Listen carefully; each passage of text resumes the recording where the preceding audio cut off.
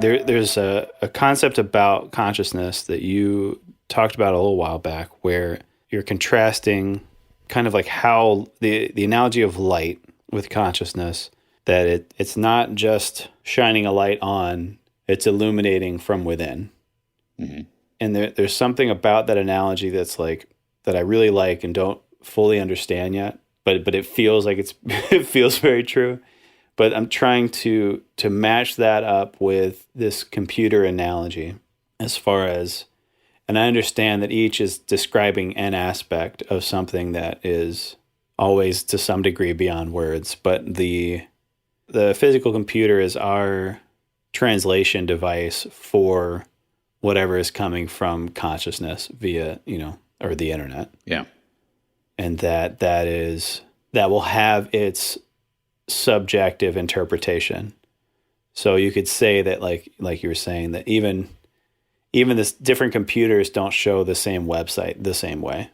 Right. Right. There's going to be the analogy of light is a little easier to write off as like consciousness because it's a little more abstract in some ways than you think. I think that thinking about the internet and the content of the internet, like what is the light of that information from the internet?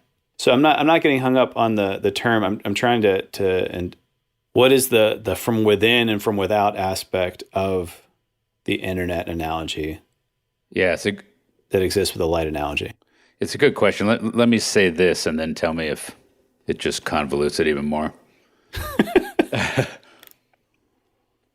If we take the internet analogy, your hard drive's your ego mind. The internet is a way that we access a bunch of different types of experience. But still, just like in the physical world, consciousness is sunlight. So if you're accessing information from some satellite and then it's showing up on your computer, and then you might think that was God, right? It came from way up, and it's like, no, actually God is the sun. But you're right that you didn't pull that out of your hard drive. You pulled that out of a satellite, or you pulled that out of what's the term for some computer station somewhere, right? Some that works for me. I don't know. some server. Server, right? Some server somewhere. But it's important, right? It's just like if on your radio, if you got your radio on, it's like, was that some dude, in your closet saying that, or are you like tuned into some radio station across town? And then which radio station, right? Or is that a voice you're hearing in your head? And it's like we're constantly getting all this information, and it's okay. Where is that coming from? Is really important. Instead of just, well, that's what registered in my mind, so that's what's truth right now. It's like, well, just because it's registering in your mind, and the term I use is just because you're ego aware of it, that doesn't tell you much, right? And then if you're ego aware that, oh, that was NPR, or oh, that was Rush Limbaugh, or oh, that was some Chinese station where they were speaking Mandarin, or right? It's like you try to make sense of all this information, but I'm saying consciousness is sunlight. Consciousness isn't any of that information. That distinction's important. And then what I'm saying is, but when you bring consciousness to the information, the innate wisdom of consciousness, isn't duped into being possessed by that information. It doesn't think it's identity. It doesn't think it's absolute truth. Consciousness has an ability to innate knowing of which realm, which dimension, etc., right? And so it's via consciousness that we can get more clear about what is the information, from where is the information, what does it mean, what does it have to do with me, how do I contextualize this? And then a whole different thing is consciousness actually illuminating, embodying, transmuting the information, which, if we're going to try to force these analogies, it'd be like, oh, sunlight actually warming up something that it's shining on. It's not just making it so you can see it. It's literally changing the temperature of the thing you're seeing. Or it might even change the temperature so much that it changes the structure. It might melt it, right? It might cook it. So consciousness, just like sunlight, it has these powers. It doesn't just light our way, it affects the very thing it's looking at. If you bring enough consciousness into your ego mind, it's going to change it. You're not only going to see stuff you didn't see before, it's going to actually change what it comes into contact with, which is the point. A big deal, right? That's the dimension approach. Right. And so it kind of brings, to mind some of those, mythological examples of the ego mind as a vampire. It's like it cannot go out in the sunlight, right? It gets changed. If it's going to maintain its thing that it's doing, it can't go out in the sun. Our ego mind acts like that a lot. It's like I have this, this addiction, and I don't want to look too close. I don't want to look too consciously at it, because then I won't be able to keep doing it. I'll become too aware of the truth of it. Then I won't live forever. Yeah. Just thinking, maintaining these patterns, like, I'm going to avoid garlic. I'm going to stay away from sharp sticks. Right. I'm not going to go outside during the day. And then I can be a vampire forever. Yeah. There was a shift I felt as you were talking about transmutation and the will of consciousness. And that's something we talked about coming back to in relation to ideal form, or what did you call it? Blueprint? Yeah, ideal blueprint. Mm-hmm. And it seems related to what you were just talking about, but that transmutation is according to its own pattern, right? As far as the effects of consciousness. What's the it? Consciousness, or consciousness. You said, bringing consciousness in is going to change the structure. Mm-hmm. It's going to change the form and to change the pattern. Right. And it's according to some unknown, at least in terms of ego, some unknown goal or end structure. Yeah. So that it kind of seems to be a will of consciousness or an ends of consciousness. And is that related to that idea of ideal blueprint that you talked about, or is that something else? Yeah. Again, to try to force analogies, there's these laws in nature. That's what we'll call this episode. We'll call this episode Forcing the Analogy. Yeah. In nature, there's all these laws. And so when the sun shines on the ice melts. When the sun shines on the flower blooms. When the sun shines, And so they each respond in a different way according to the natural laws that they're operating in. And this idea that there's sort of again, it's more complex than this. So that's why I say you got to kind of force the analogy. But the acorn needs certain conditions in order to kind of blossom to its full form or whatever. Yeah. But there's this inherent blueprint in that acorn. And then it's a matter of, okay, does it get the right conditions, right? And so I'm making that analogy that our system, our psyche, is like that. And in the absence of consciousness, it'd be like the acorn not getting enough light. It's like it just doesn't develop to its full potential. So yeah, the consciousness comes in and changes it, but it changes it according to kind of these natural laws. So there's that idea that there's a blueprint in there. And just like with the acorn, the human psyche, it can get too much consciousness too fast, right? So too much sunlight and the oak tree is not going to grow very well, right? Right. Like if it's too hot or too whatever. And so there's kind of these conditions that, and so what comes to mind for me with that kind of stuff is it's like when I'm working with someone or working with myself, the closer I can get to perfect holding, which means perfect attunement, perfect honoring of boundary. And what I mean by perfect, and I'm not claiming I achieve perfection, but I'm saying if that's kind of the goal, and it's not based on my idea of what perfect holding would be, it's what does this particular, if we use the tree example, it's like what does this particular tree right now in this moment need? Does it need a little more shade? Does it need sunlight? Does it need a little bit more water? Is it getting impinged upon by other objects? And how can I facilitate? And plants are kind of a good analogy because they're more simple than a human, right? I mean, it's as far as sort of trying to come up with the different parameters that they might need. It's typically, water, oxygen, sunlight, and like nutrients. There are a lot more plant experts in the world than people experts. Yeah. There's a lot. Or at least bona fide. I was laughing to myself as you were describing it because it was like, oh, now we have to go back and redo. We have to go back and do holding episodes. Because what you were describing there, I think, is like the dynamics of that. It just really struck me that you can, in an interaction with someone, you can feel, this isn't exactly what you're talking about, but you can, for example, you can feel when you've overstepped. Yeah.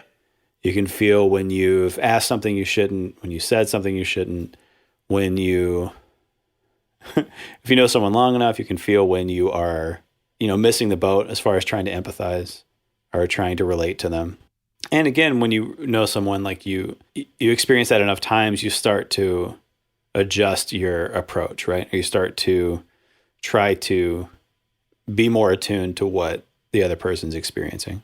Right. And the things that you're mentioning as far as the goal of perfect holding, which I think is that alone is a fun concept to try to understand. Yeah. But talking about your experience as far as what shifts in your attempt to do that is pretty fascinating. And that, again, because I feel like for me personally, like if I go into an interaction like I'm talking about, even if it's happened before or if it's a new one, there's a hesitancy to say the wrong thing, right? And I think that in general, a lot of the work you do isn't word dependent. So, you don't have to get the right words out. You just have to hold the right space. Yeah. But then in navigating that, I know that you still have to explain things to people. I'm trying to express this in words because like as you're talking about it, you look like you're like a boxer, like you're dodging punches and like trying to move around the ring. And I just feel like there's a story and an explanation there. Yeah. So I think just like you were describing, I think the dodging and the hand movements I'm doing are what you were talking about, where you notice, like, for example, I'm sitting 2 feet from them, or even if I'm, 6 feet from them, I bring my attention to a certain chakra and it's like, oh shit, they need like 100 miles of, space. Huh. And so I immediately got a shift. And what's that feeling like when it's just one of those things where you say it and like, I know people have had this experience, but it's like, how do you experience that? And this is Lance's computer. Yeah. Yeah. In various ways, in various ways, but one way is just like when you feel like you're in someone's physical space, right? Like you get into a crowded elevator and it's like, either you and or they are wishing they had more space right now. Yeah. They're wanting to be further from you than they are. But like, okay, but you can't get further away in the elevator. Or certainly with COVID, and social distancing, everyone's... That's what I was thinking. I'm like, this feeling is amplified every day now. Yeah. So yeah, it's like that. And so it's like, well, what do you do? But yeah, I mean, it's profound that you can, your physical proximity hardly matters. It's what you're doing energetically. And you just intend to keep going out, until you sense that you kind of hit the the edges of. So that feeling dissipates. That feeling of like. Yeah. I mean, it's a tension as far as I experience it. As far energetically, like the frequency, the vibration increases. Yeah. Yeah, and then it's that thing where if you go out too far, maybe the person feels better, and or maybe now they feel abandoned. right? But I try to stay in, this zone where sometimes it's just a discomfort zone, but it's not so much that it causes them to defend more. But I'm not pulling back so far that now we're not getting anything done. Or sometimes it just feels really good. I just hadn't thought about that. That's funny. Sorry. We hit this in conversation, right? It's like, you hit that point where the person's like, will you just shut up and just listen to me for a second? And then the other person's like, okay, fine, go ahead. And it's like, you can just tell that, nope, they've pulled out like infinitely. The conversation's done. Yeah. And they're going, no, go ahead and talk. But it's like, yeah, but now they're no longer present. So we're always kind of modulating or adjusting these fields. And it's profound. When you get right in this certain pocket, just like with physical touch, there's a zone. A soft touch is very different than a deep tissue, which is different than punching them, Right. I was thinking about the story Anna told the other day of like going to see a doctor about her ankle. Yeah. And the first thing every doctor did was just like wrench it in every direction. Yeah, right. To see if it's like whatever vision of an ankle they have in their minds is. Right. Totally. No, I just think that's cool. I was thinking the other thing you could do is talk about, when holding goes bad, or like when keeping it real goes wrong or something. Yeah, we've all had that happen. Yeah, it was the punching thing brought it to mind. But you want to do an experiential? Sure. I'll give you a taste of absolutely perfect holding. Let's see. I'm gonna perfectly hold your third chakra, or I'm gonna intend to hold it as perfectly as I'm capable in this moment.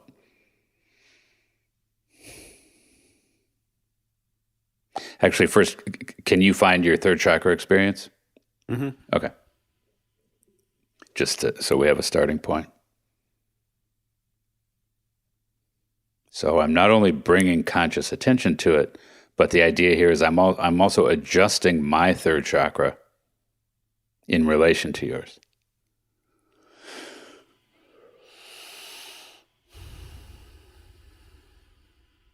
Okay, and so you feel how that breath you just took was kind of in response to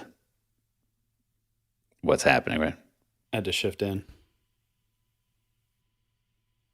And so now, let's say I'm just going to continue to talk, and let's say we were just going to keep going with the, talking smart about stuff on this podcast. But you feel how third chakra is super smart. I'm being, I'm being less like abrasive and aggrandizing and bullying than I usually am. And so I'm much more paying attention to your third chakra, and I'm listening to it, and I'm giving it a certain space, and I'm providing holding. Did you feel like you had to back off a little bit? Yes. Just then? Cool. I felt that. Yeah. Like I'm saying, ordinarily I'd just be kind of blasting through you. Yeah. Well, I felt the too much attention feeling. I see. Yeah. Meaning too much of my conscious attention. Yeah. Yeah. And I was speaking more to what my third chakra usually does. Yeah. I skipped past that. Okay. But yes, you're right. I eased off on the consciousness.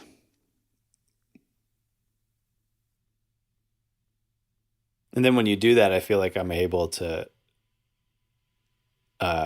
inhabit it more. Yes, right. But see, that's what I'm afraid of, because then you'll take up more space on the podcast. Right. That'll be the previous episode to this one. Or so. So let's move on. For more information on the Dimension approach. So does it feel like that to you? I mean, you already said you inhabit it more. And of course, it's going to challenge your pattern a little bit, right? Yeah, I mean, and that's what that initial feeling was just the being aware of what it usually is. Yeah. Made me nervous because you're making me too aware of it. Yeah. And then when I didn't have to be as aware of what it usually was, I could occupy it differently. And you feel how, just another really common thing. So the way I'm engaging you right now and holding space, like you said, it's bringing you down into your third chakra more, which for a lot of people, the intellect is different than the third chakra. The third chakra feeds mental energy to the intellect, but the chakra is different than the actual mind part of the intellect. And so you feel how if we both stayed in this dynamic, my sense is it'd be harder for you to go into an intellectual flow. Right. I think I can feel that. There would be I felt this before, but there's a real inertia there to get where it's going. Yeah. And then it feels like I have to come out of it. Right. Not as much right now. I feel a little more, I'm kind of like teetering between being in it and not, but staying more in it than I think usual. Because it's kind of like you took a big bong hit or something, right? And yeah, and then I just want to ride it out. Yeah. Don't have anything to say about it. Right. But of course, the idea is if the more we did this, to stay with that analogy, the more of a like seasoned stoner you'd be, and then it'd be easier and easier to intellectualize and experience this. Right. And per some stuff we talked about in previous episodes, you feel how kind of conversely, meaning it'd be harder to go into an intellectual flow right now.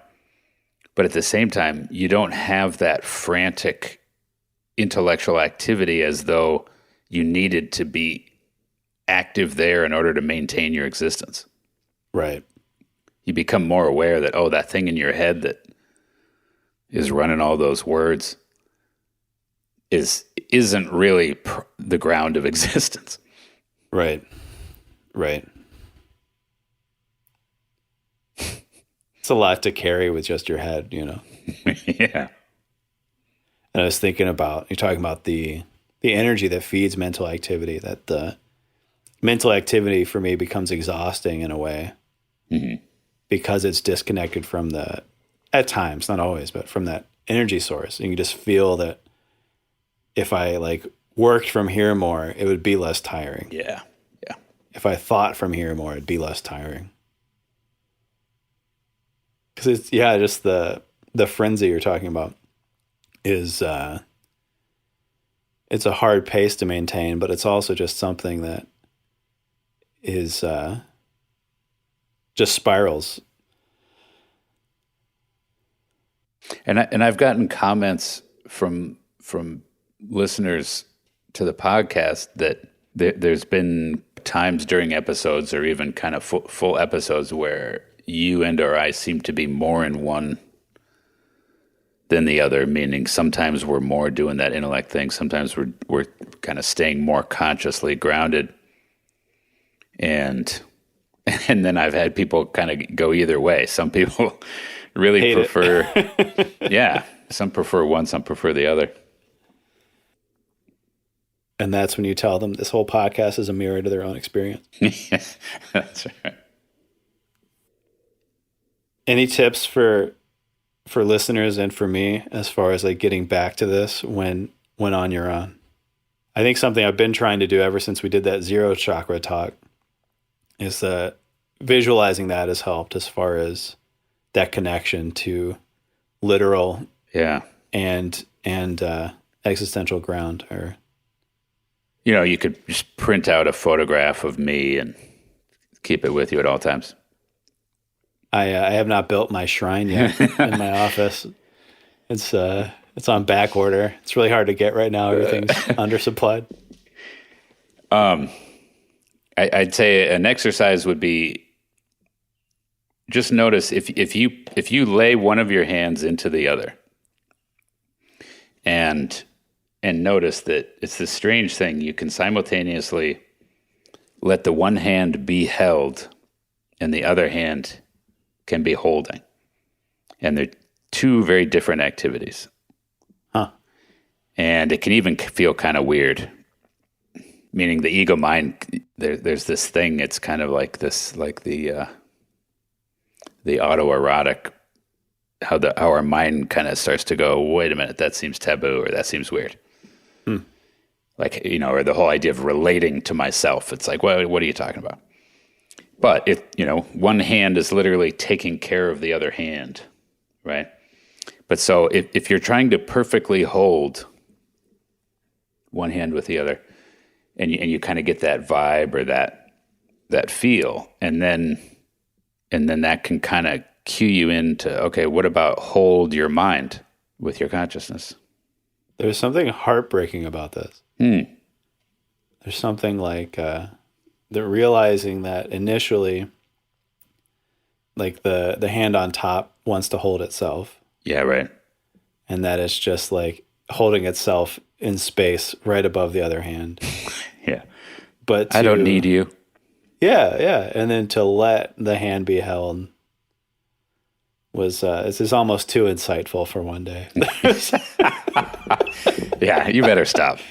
No, that's really cool. I like that. You just been keeping that one in your pocket, man? Very cool. Yeah. All right. I mean, I'm going to be doing that one. That's awesome.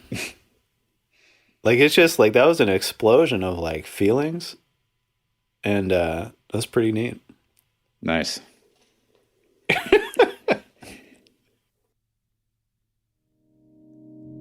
If you want to learn more about the Dimension Approach, please visit dimensionapproach.com.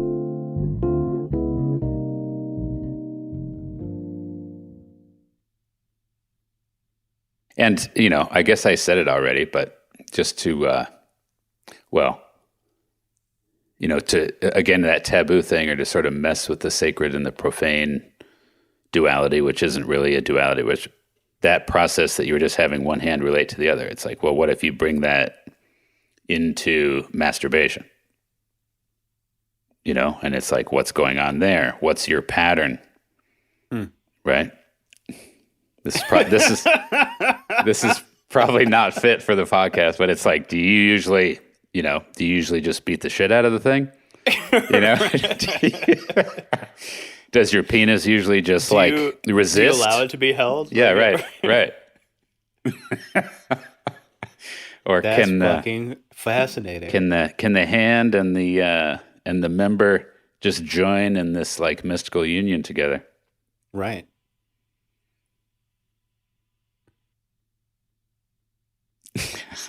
You're going to need another podcast, but I think these are topics worth investigating.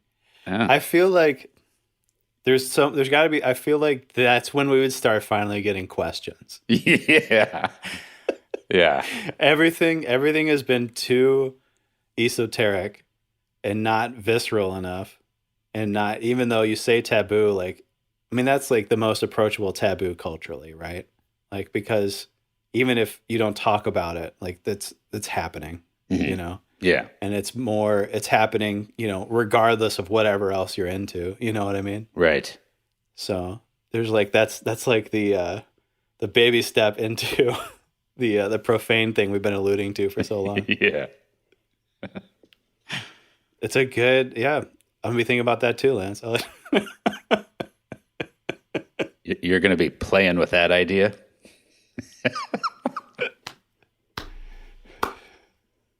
You're on fire today. You got to go buy a lotto ticket. Yeah. These are some good jokes. But we transcend. That's true. We did. That one's a good one.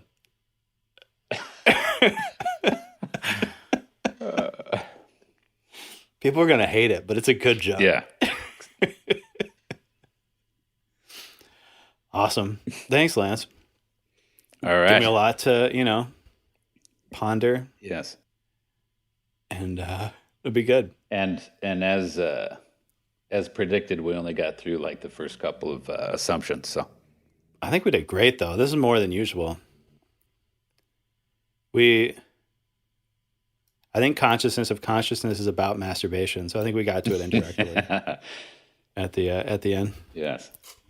Then No, I think next time we're going to talk about how you masturbate with a systems approach.